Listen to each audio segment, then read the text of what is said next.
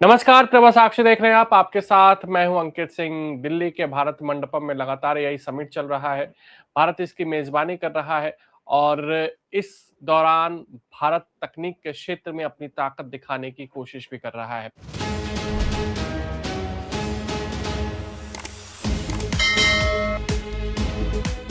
आज इस समिट का चौथा दिन है। आज प्रधानमंत्री नरेंद्र मोदी ने तमाम विदेशी मेहमानों का स्वागत किया है और आज नरेंद्र मोदी कुल मिलाकर देखें तो तकनीक के क्षेत्र में जो दिग्गज है उनसे मुलाकात भी की है।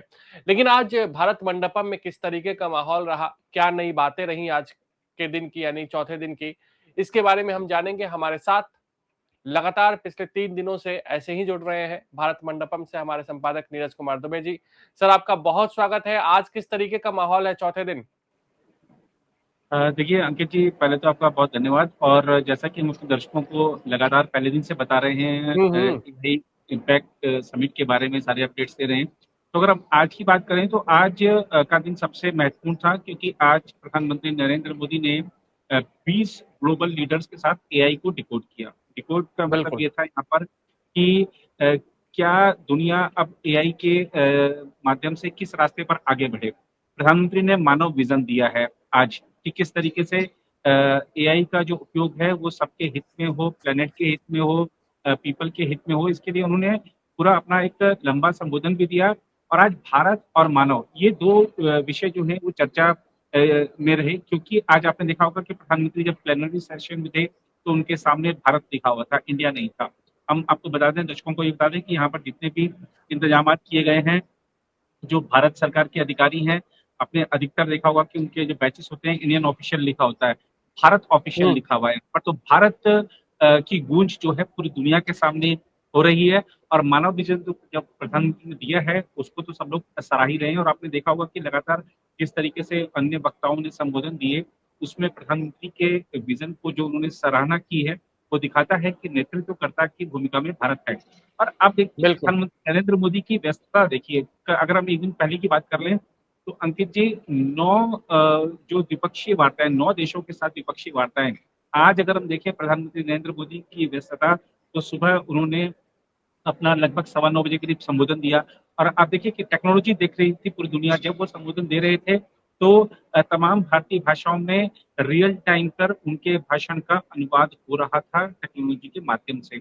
ये भारत की महत्ता है टेक्नोलॉजी में, किस तरीके से सारी भारतीय भाषाओं को साथ लेकर चलता है भारत, ये दिखाया हमने। हमने देखा कि प्रधानमंत्री नरेंद्र मोदी ने संबोधन दिया, उसके बाद वो विदेशी मेहमानों के साथ उन्होंने एग्जीबिशन का दौरा किया।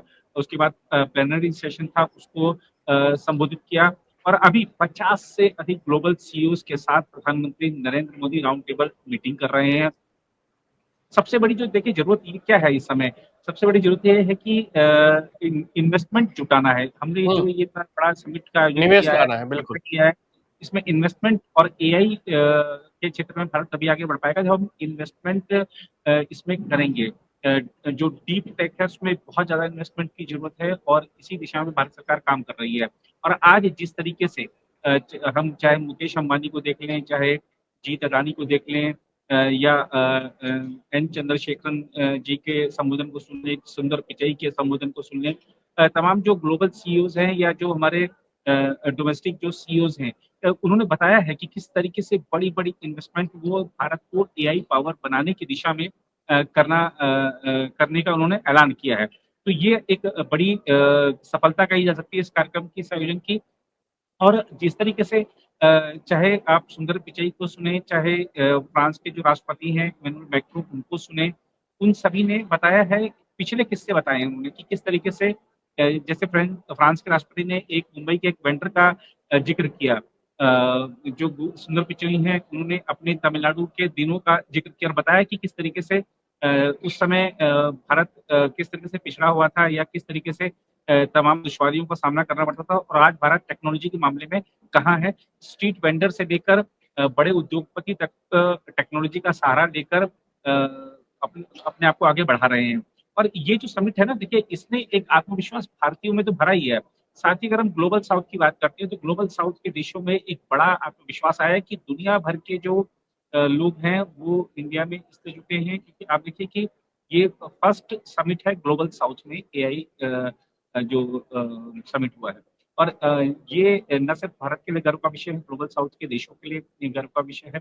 और जिस तरीके से ग्लोबल साउथ के जो देश हैं उन्होंने अपने संबोधन में जो बातें कही हैं भारत के लिए, और भारत के नेतृत्व में देखिए आगे भारत खड़ा है, कतार में सब लगते जा रहे हैं।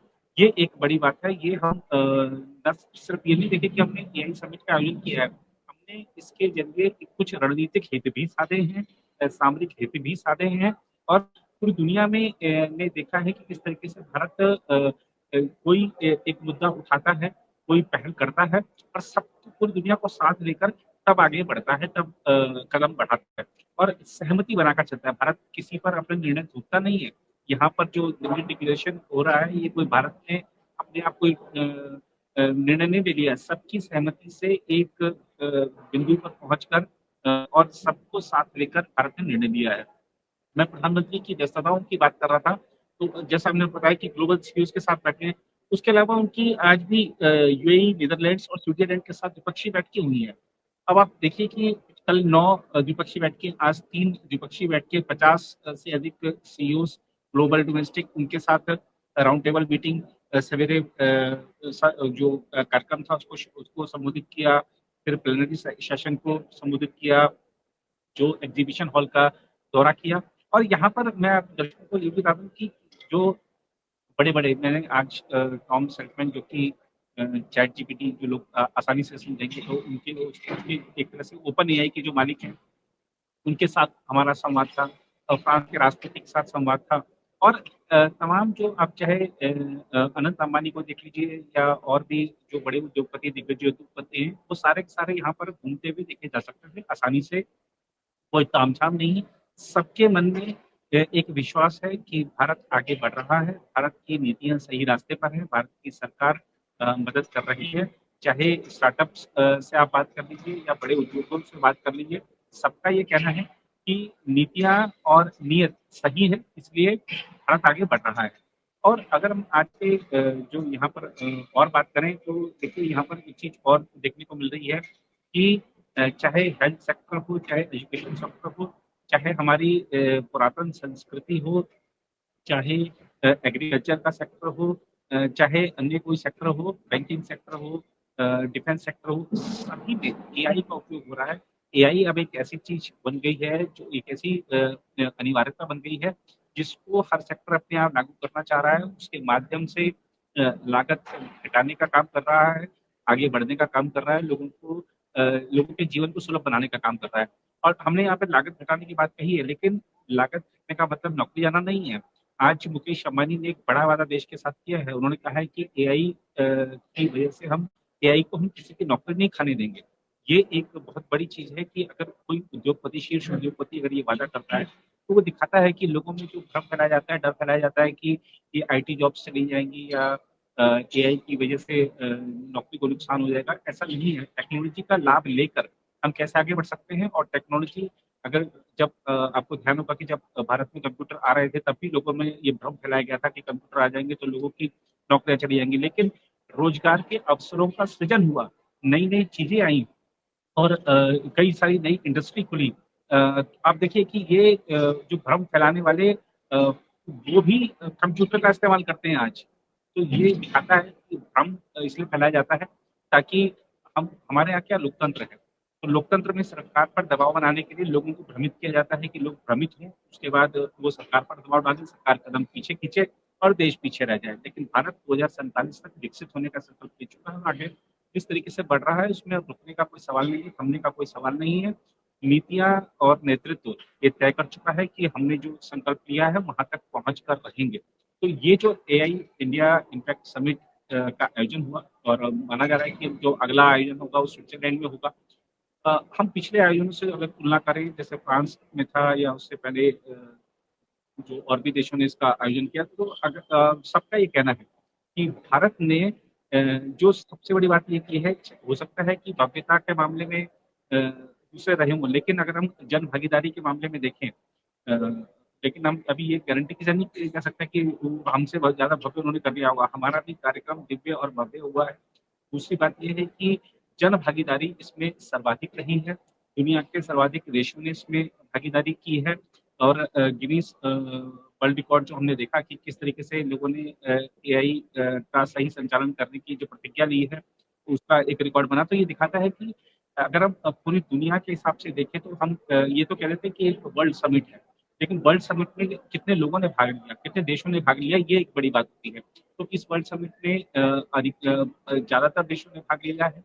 इस वर्ल्ड समिट में ज़्यादातर नागरिकों ने भारत के, तो ये दिखाता है कि ये जो समिट था अपने आयोजन में, अपने उद्देश्य में काफ़ी हद तक सफल रहा है और दुनिया को एक संदेश, अगर देखिए एक आयोजन हो जाए लेकिन उसका कोई निष्कर्ष नहीं निकले, उसमें कोई उससे कोई निचोड़ नहीं निकले, तो फिर उसका कोई महत्व नहीं रह जाता। लेकिन यहाँ पर जिस तरीके से महत्व इस आयोजन का इसलिए बढ़ जाता है क्योंकि यहाँ पे निष्कर्ष निकला है और लोकतांत्रिक तरीके से निकला है। सब लोगों ने मिलकर तय किया है कि एआई को किस दिशा में ले जाना है। ये इस आयोजन की सबसे बड़ी सफलता है और प्रधानमंत्री नरेंद्र मोदी के नेतृत्व में इसे एक बड़ी सफलता के तौर पर कहा जा सकता है कि इंडिया इम्पैक्ट समिट ने एक वाकई में एक सकारात्मक इम्पैक्ट छोड़ा। तो सर ने ग्राउंड जीरो से बताया कि आज एआई समिट जो है उसमें किस तरीके का माहौल रहा, प्रधानमंत्री कैसे पूरी तरीके से व्यस्त हैं और दुनिया को ये संदेश दे रहे हैं कि आने वाला भविष्य भारत का है। भारत तकनीक के क्षेत्र में लगातार विस्तार करेगा, लगातार बुलंदियां छुएगा और इसी तरीके से हम 2047 तक विकसित भारत की ओर अग्रसर होंगे। अगर आप भी लेना चाहते हैं देश दुनिया की तमाम जानकारी तो आज ही सब्सक्राइब करें हमारे चैनल को। साथ ही नीचे दिए बेल आइकन को जरूर दबाएं ताकि हर अपडेट आप तक पहुंच सके।